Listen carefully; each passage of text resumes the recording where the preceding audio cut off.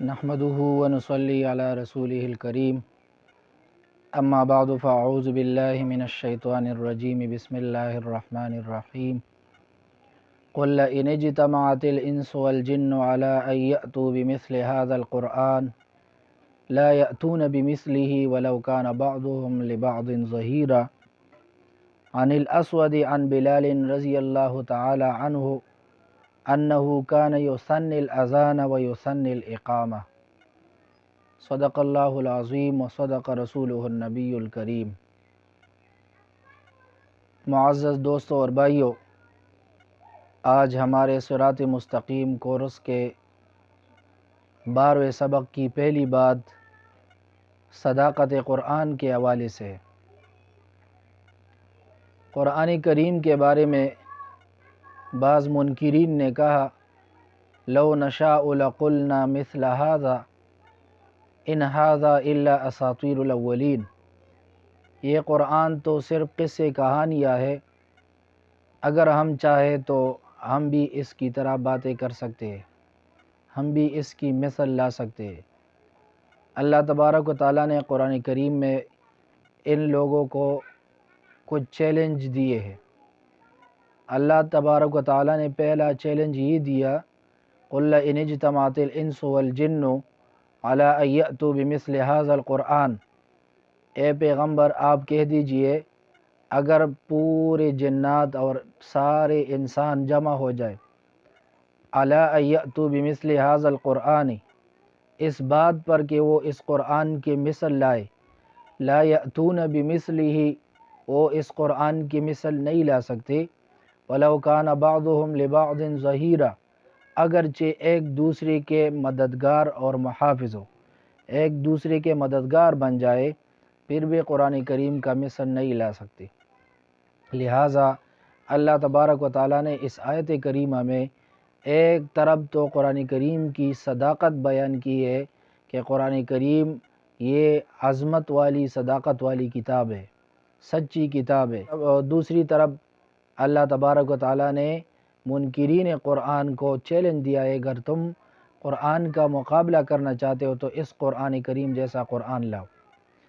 پھر جب وہ اس قرآن جیسے قرآن لانے سے عاجز ہو گئے، اس قرآن کے پورے قرآن کا مقابلہ نہیں کر سکتے، لہٰذا 10 سورتیں لاؤ، اس سے بھی عاجز ہو گئے، تو اللہ تبارک و تعالیٰ کی طرف سے قرآن کریم میں دوسرا چیلنج ہوا فَأْتُوا بِسُورَةٍ مِّن مِّثْلِهِ، اور ایک جگہ پہ فَأْتُوا بِسُورَةٍ مِّثْلِهِ، اللہ نے ان کو چیلنج دیا اگر تم قرآن کے بارے میں کہتے ہو کہ یہ قرآن صرف قصے کہانیاں ہے، اگر ہم چاہیں تو اس طرح ہم بھی لا سکتے ہیں، لہٰذا اللہ نے فرمایا فَأْتُوا بِسُورَةٍ مِّن مِّثْلِهِ، کوئی ایک صورت اس قرآن کے مثل لاؤ۔ اس سے بھی عاجز ہو گئے اور اس کا مقابلہ نہیں کر سکے۔ اللہ نے چیلنج میں اور بھی تخفیف کر دی اور پھر چیلنج دیا فَلْيَأْتُوا بِحَدِيثٍ مِّثْلِهِ، اگر تم اس قرآن کا مقابلہ کرنا چاہتے ہو ایک جملہ قرآن کی طرح لاؤ۔ قرآن کے خلاف کئی دنوں تک، کئی سالوں تک تقریریں کی جا سکتی ہیں، لیکن قرآن کریم کا مثل لانے سے یہ تمام لوگ عاجز ہیں۔ لہٰذا اس آیت کریمہ سے ثابت ہوتا ہے کہ قرآن کریم یہ سچی کتاب ہے اور اس سے صداقت قرآن ثابت ہوتا ہے۔ شرح معانی الآثار للطحاوی کتاب الصلاة باب الاقامت کیف ہی، شرح معانی الآثار کتاب الصلاة باب الاقامت کیف ہی میں حدیث مبارک ہے عن الاسود عن بلال رضی اللہ عنہ، حضرت اسود ابن یزید الحنفی التابعی رحمہ اللہ سے روایت ہے کہ بلال رضی اللہ تعالیٰ عنہ اذان اور اقامت کے کلمات 2 مرتبہ یہ کہا کرتے تھے، کان یثنی الاذان و یثنی الاقامت، 2 مرتبہ حضرت بلال رضی اللہ تعالیٰ عنہ اذان کہا کرتے تھے۔ نمبر 3، آسمانی کتب کے متعلق عقائد، جس زمانے میں جس نبی پر جو کتاب اللہ نے نازل فرمائی وہ برحق اور سچی تھی، جیسے حضرت موسیٰ علیہ السلام پر اللہ نے تورات نازل فرمائی، حضرت داؤد علیہ السلام پر اللہ نے زبور نازل فرمائی، حضرت عیسیٰ علیہ السلام پر اللہ نے انجیل نازل فرمائی، اور حضرت محمد مصطفیٰ صلی اللہ علیہ وسلم پر اللہ نے قرآن کریم نازل فرمائی۔ البتہ باقی کتابیں منسوخ ہو چکی ہے اور اب قیامت تک کے لیے کتب سماویہ میں واجب الاتباع اور نجات کا دار و مدار صرف اور صرف قرآن کریم ہے۔ صداقت قرآن، سورۃ الفاتحہ سے لے کر والناس تک قرآن کریم کا ایک ایک لفظ محفوظ ہے۔ اللہ تبارک و تعالیٰ قرآن کریم میں فرماتے انا نحن نزلنا الذکر وانا لہ لحافظون، ہم نے اس ذکر کو نازل کیا ہے اور ہم اس کی حفاظت کرنے والے ہیں۔ لہٰذا اللہ نے قرآن کریم کی حفاظت کا ذمہ خود لیا ہے اور اللہ نے اسے محفوظ رکھا ہے تحریف سے۔ لہٰذا یہاں پر ذکر کا لفظ ہے، اگر آپ پر کوئی اعتراض کرے کہ یہاں پر تو قرآن کریم کا لفظ نہیں ہے، ذکر کا لفظ ہے، جیسے کہ دارالعلوم دیوبند کے ایک طالب علم اور ایک عیسائی کے درمیان مناظرہ تھا، تو عیسائی نے جواب میں یہی کہا کہ تمہارے پاس کون سی دلیل ہے قرآن کریم کے محفوظ ہونے پر؟ تو دارالعلوم دیوبند کے طالب علم نے یہ جواب دیا انا نحن نزلنا الذکر وانا لہ لحافظون۔ اس نے سوال کیا کہ یہاں پر تو ذکر کا لفظ ہے، ذکر تورات بھی ہے، ذکر انجیل بھی ہے، ذکر زبور بھی ہے، ذکر قرآن بھی ہے، لہٰذا اللہ نے تورات بھی نازل فرمائی، زبور بھی نازل فرمائی، انجیل بھی نازل فرمائی، قرآن بھی نازل فرمائی، اور چاروں کی حفاظت کی ذمہ داری اللہ نے لی ہے۔ تو اس سے تو چاروں ثابت ہوتے، آپ صرف قرآن کیوں کہتے؟ تو انہوں نے کہا کہ اس سے پہلے، ذکر سے پہلے نزلنا کا لفظ ہے، جس سے ثابت ہوتا ہے کہ یہ اس ذکر سے مراد صرف قرآن کریم ہے۔ نزلنا اس سے ثابت ہوتا ہے کہ ذکر سے مراد صرف قرآن کریم ہے، کیونکہ پورے قرآن کریم میں الحمد سے لے کر والناس تک کہیں پر بھی اللہ تبارک و تعالیٰ نے نزلنا کا لفظ قرآن کے علاوہ کسی دوسری کتاب کے لیے نہیں فرمایا۔ یہ یاد رکھ لے، نزلنا کا لفظ قرآن کے علاوہ کسی دوسری آسمانی کتاب کے لیے اللہ نے یہ نہیں فرمایا، کیونکہ نزلنا کا مطلب ہے ٹھہر ٹھہر کر نازل کرنا، آہستہ آہستہ نازل کرنا، وقتاً فوقتاً نازل کرنا، لہٰذا وقتاً فوقتاً نزول صرف قرآن کا ہوا ہے، باقی کتابیں یک مشت اور ایک دفعہ اور ایک ہی مرتبہ میں نازل ہوئی ہے، تو اس سے مراد قرآن کریم ہے، اللہ نے اس کی حفاظت کا ذمہ لیا ہے۔ اذان و اقامت کے مسائل اور احکام میں سے آپ نے 8 باتیں یاد کرنی ہے۔ نمبر 1، پہلے وضو کیا جائے، اگر اسپیکر ہو تو ٹھیک ہے، اسپیکر نہ ہو تو پھر قبلہ رخ کھڑے ہو کر اپنے دونوں شہادت کی انگلیوں کو کانوں میں ڈال کر اذان کے کلمات اونچی آواز سے کہی جائے۔ نمبر 2، اذان اور اقامت کہنے میں یہ فرق ملحوظ رکھے، اذان ٹھہر ٹھہر کر جبکہ اقامت جلدی سے کہی جاتی ہے، اور اذان میں ہر جملہ الگ الگ جبکہ اقامت میں 2 جملے ملا کر پڑھے جاتے ہیں، اور ہر جملے کے آخری حرف کو سکون یعنی جزم کے ساتھ وقف کیے بغیر پڑھے جائے۔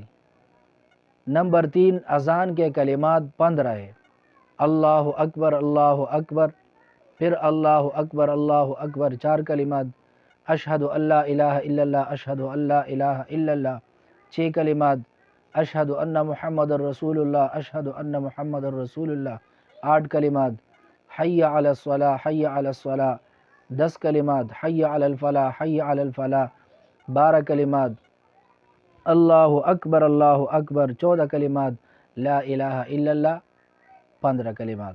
لہٰذا مطلق جو عام اذان ہے فجر کے علاوہ باقی اذانوں میں 15 کلمات ہے۔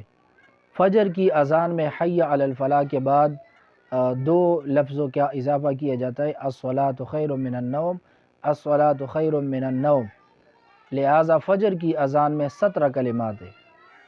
اقامت کے کلمات بعینی ہی اذان کے کلمات کی طرح ہے، البتہ صرف حی علی الفلاح کے بعد قد قامت الصلاۃ قد قامت الصلاۃ کا اضافہ کیا جاتا ہے۔ نمبر 5، اذان کہنا سنت مؤکدہ علی الکفایہ ہے، سنت مؤکدہ علی الکفایہ ہے، محلے میں اگر ایک شخص اذان کہے تو یہ سنت سب کی طرف سے ادا ہو جائے گی۔ اذان کہنا سنت مؤکدہ علی الکفایہ ہے، محلے میں اگر ایک شخص بھی اذان کہے تو سب کی طرف سے یہ سنت ادا ہو جائے گی۔ اگر بستی والے اذان چھوڑ دے تو امیر المؤمنین ان سے جنگ کر سکتا ہے۔ نمبر 6، اذان 5 فرض نمازوں اور نماز جمعہ کے لیے مسنون ہے۔ اذان 5 پر نمازوں اور نماز جمعہ کے لیے مسنون ہے۔ اس کے علاوہ کسی نماز کے لیے اذان کہنا جائز نہیں ہے۔ نمبر 7، اذان کے درست ہونے کی شرائط یہ ہے۔ پہلی شرط، جس نماز کے لیے اذان کہنی ہو اس کا وقت ہو۔ وقت سے پہلے اذان کہنا یہ اذان نہیں ہوتا، تو اس کے لیے پہلی شرط یہ ہے کہ وقت ہو، وقت داخل ہو جائے۔ نمبر 2، اذان عربی میں کہی جائے۔ نمبر 3، مؤذن مسلمان ہو۔ نمبر 4، مرد ہو۔ نمبر 5، عاقل ہو۔ نمبر 6، جنابت سے پاک ہو۔ اور 8ویں بات، ان مواقع پر اذان کا جواب نہیں دینا چاہیے۔ نمبر 1، نماز کی حالت میں اذان کا جواب نہیں دینا چاہیے۔ نمبر 2، خطبہ کے دوران اذان کا جواب نہیں دینا چاہیے۔ نمبر 3، دینی اسباق کے دوران اذان کا جواب نہیں دینا چاہیے۔ نمبر 4، کھانے پینے کے دوران اذان کا جواب نہیں دینا چاہیے۔ نمبر 5، پیشاب پاخانہ کے دوران اذان کا جواب نہیں دینا چاہیے۔ نمبر 6، غسل کے دوران اذان کا جواب نہیں دینا چاہیے۔ نمبر 7، حالت حیض میں اذان کے الفاظ کا جواب نہیں دینا چاہیے۔ نمبر 8، حالت نفاس میں اذان کے الفاظ کا جواب نہیں دینا چاہیے۔ اور نمبر 9، جماع کے دوران اذان کے الفاظ کا جواب نہیں دینا چاہیے۔ یہ چوتھی بات ہو گئی مسائل میں سے، اور 8 باتیں آپ نے پڑھ لی۔ پہلی بات آپ نے یہ پڑھ لی کہ وضو۔